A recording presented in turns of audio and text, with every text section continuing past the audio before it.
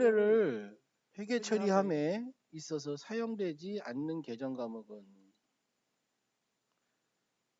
비업무용 토지. 비업무용 토지란 얘기는 토지로 본 게 아니라 투자부동산으로 봤다는 얘기예요. 투자부동산으로.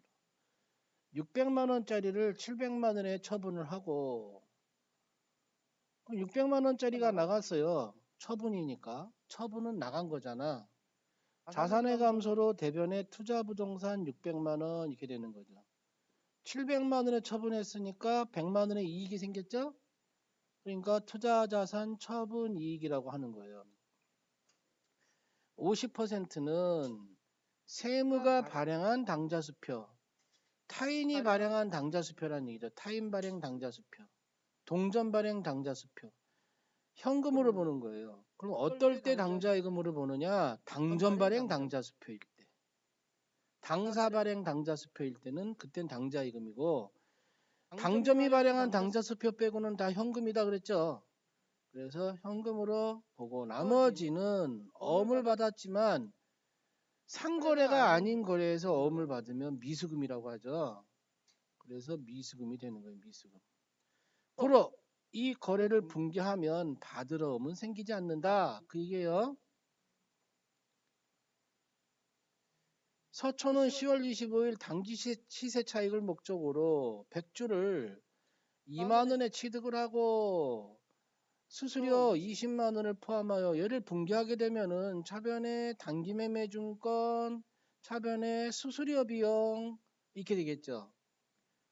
차변에 단기매매증권 200만 원, 차변에 영업의 비용인 수수료 비용 20만 원, 대변에 현금 220만 원 이렇게 된단 말이죠. 어쨌든 수수료 비용 따로 잡힌 거고 12월 31일 공정가치가 2만 원이 아니고 2만 1,000원이다. 1,000원 올랐죠. 100주에 1,000원이 올랐으니까 10만 원이 오른 거죠. 붕괴하면 차변에 단기매매증권 10만 원, 대변에 단기매매증권 평가이익 10만 원 이렇게 되겠죠. 오른 금액이 붕괴를 하면. 그래서 평가이익이 10만 원 생긴다 이렇게 되는 거죠. 다음 유형자산 중 감가상각 대상이 되는 항목은 유형자산이 뭐예요? 기계장치, 건물, 차량 운반구 이런 게 유형자산이죠. 유형자산 중에서 유일하게 감가상각을 하지 않는 것들은 뭐예요? 토지. 아직 완공이 되지 않은 건설 중인 자산. 얘는 투자부동산이니까 감가 내가 사용하는 거 아니니까 감가 안 하죠. 공장의 생산 설비는 기계장치니까 감가상각이 되겠죠? 그래서 3번. 다음은 무형자산에 대한 일반 기업회계 기준의 규정이다. 이 중 가장 잘못된 것은 영업권, 산업재산권, 개발비, 소프트웨어 등이 무형자산이다. 맞죠? 상각대상 금액은 그 자산의 추정 내역연수 동안 체계적인 방법을 사용하여 비용으로 배분한다. 맞죠? 물리적 형체는 없지만 식별이 가능하고 기업이 통제하고 있으며 미래의 경제 효익이 있는 무형자산이니까 비화폐성 자산이다 이거죠. 비화폐성 자산. 그래서 3번이다.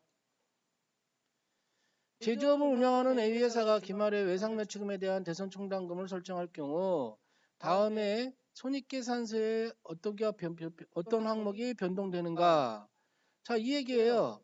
대손충당금을 설정하면 붕괴가 어떻게 돼요? 차변의 대손상각비, 대변의 대손충당금 이렇게 붕괴가 된단 말이죠. 대손상각비는 판매비와 관리비란 말이죠. 손익계산서로 치면 매출액 마이너스 매출원가는 매출총이익, 매출총이익 마이너스 판매비와 관리비는 영업이익. 그러니까 대손상각비는 영업이익에 영향이 미쳐진다라고 보는 거죠. 다음 중 기말결산 시 계정별 원장 잔액을 차기에 이월하는 방법을 차기에 이월하는 거는 자산부채 자본은 차기로 이월해요. 자산부채 자본은. 수익과 비용은 손익으로 마감이 되고요. 그래서 여기서 차기로 이월하는 방법을 통한 마감하는 거는 자산이나 부채 자본을 찾아봐라 이 뜻이나 마찬가지예요. B자가 들어간 계정 과목 중에서 유일하게 자산인 게 있다 그랬죠? 그게 개발비였죠. 개발비. 다음 중 유동성 배열법에 의하여 작성되는 재무상태표에 있어서 가장 먼저 표시되는 거는 이건 잘 모르겠으면 실무 프로그램의 계정 과목을 열면 되죠. 자, 자산은 크게 유동자산. 유동자산은 당자자산, 재고자산 두 가지로 나눠지고요. 그 다음에 유동자산 다음에 비유동자산. 비유동자산은 투자자산, 유형자산, 무형자산, 기타 비유동자산으로 나눠지죠. 여기 계정 과목들은 비유동자산 중에 있는 거예요. 투자자산, 유형자산은 없네요. 유형자산은. 무형자산도 지금 그렇고요. 결국에 기타 비유동자산이란 얘기죠. 순서로 보면 얘가 제일 먼저 오겠죠. 계정 과목을 열어보면 얘가 제일 먼저 있어요. 얘를 찾아보면요. 알겠나요? 다음 중 일반 기업 패키지내 자본 조정으로 분류되는 계정 과목은 선생님 잘 모르겠어요. 뭐 찍어야겠어요. 어느 것이 맞을까요? 알아맞혀 보세요. 이거 아니란 말이에요. 실무 프로그램 열어서 계정 과목 찾으면 돼요. 이것도 그냥 답이 나와요. 알았죠? 자, 자본 조정은 얘가 자본 조정이에요. 그런데 이 세 개는 다 자본잉여금이에요. 자본잉여금 과목은 외워야 될 필요성이 있어요. 주식 발행, 초과금, 자기주식 처분이익, 감자차익 얘는 자본잉여금이에요. 왜 외워야 되느냐? 자본잉여금은 회계 처리할 때 이거에 반대 이름이 있으면 상계 처리예요. 지워진다는 얘기죠. 자기주식 처분 손실이 있으면 상계 처리해야 되고 주식 할인 발행 차금이 있으면 역시 서로 상계 처리해야 되고 감자 차손이 있으면 서로 상계 처리해야 돼요. 자본잉여금은 얘랑 반대 이름이 있으면 서로 지워진다. 그걸 기억하기 위해서 자본잉여금을 외워야 돼요. 그리고 세 개 말고 또 뭐가 서로 상계되는 게 있느냐? 매도 가능 증권 평가 손실이나 이익 기타 포괄 손익 누계액에 있는 매도 가능 증권 평가 이익이나 평가 손실 또는 처분 이익 처분 손실이 같이 나올 때 상계 처리가 돼요. 그래서 매도 가능 증권 평가 처분 손익 얘네는 상계 처리가 된다. 요거 세 개 빼고. 그래서 외워두면 좋다 이 얘기죠. 다음 원가 및 비용의 분류 중 제조원가에 해당되지 않는 거는 이건 답이 두 개라고 본 거죠. 원재료를 구입하면은 원재료비가 아니잖아요. 원재료잖아. 원재료비 그래야지 제조원가가 되는 거죠. 원재료비. 여러분 시장에서 재료를 사오면 원재료비 이러지 않잖아요. 차변의 원재료, 차변의 부가세 대급금. 원재료는 뭐예요? 자산이잖아. 그죠? 그래서 1번이 답이 되는 거고 그 원재료가 희생이 돼서 소비가 되면 원재료비 이렇게 되는 거죠. 그래서 얘는 자산이고 자 운반 차량 이건 유형자산 처분 손실이죠. 유형자산 처분 손실. 유형자산 처분 손실은 영업의 비용이에요. 제조원가성으로 가는 게 아니에요. 그러니까 손익계산서 영업의 비용으로 가는 거예요. 그래서 답이 두 개다. 근데 이 출제 이론은 100점을 못 맞은 거야. 출제를 하면서도. 뭔 얘기인지 아시겠나요? 그러니까 여러분도 역시 문제를 풀면서 100점이 나올 수도 있겠지만 100점이 안 나올 확률이 다 커요. 이의 제기를 받아서 문제의 답안도 수정한다. 알겠습니까? 그래서 1번 아니면 2번 맞다고 보면 되죠. 제조원가를 계산하면 얼마인가? 제조원가는 뭐가 제조원가예요? 재료비, 노무비, 제조간접비가 제조원가잖아요. 자, 노무비는 나와 있어요. 노무비는. 그런데 재료비는 찾을 수가 있죠. 어떻게 찾아요? 기초에 매입을 더해서 얘는 창고에 쌓여 있을 수 있었던 거니까 60만 원. 근데 얼마큼을 썼는지 모르지만 10만 원밖에 안 남았다. 그러면 사용된 재료비는 얼마일까요? 그렇죠. 50만 원이죠. 기초에 매입을 더해서 남은 걸 빼면은 재료비가 나오죠. 50만 원. 그러니까 일단은 제조원가는 뭐뭐가 제조원가다.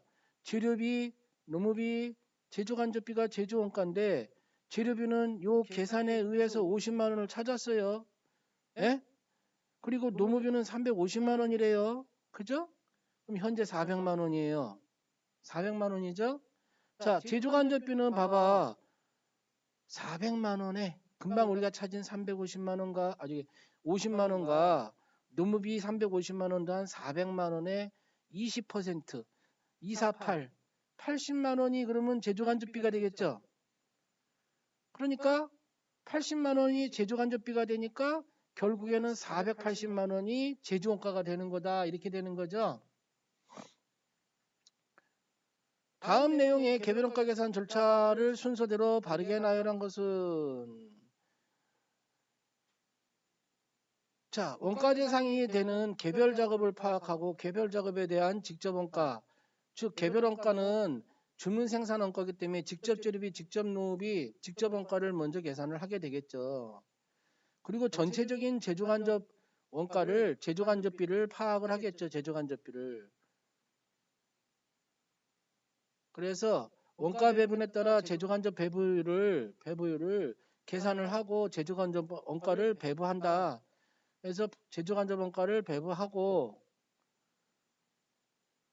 그 다음에 제조간접 원가를 배부해서 직접비와 제조간접비를 더해서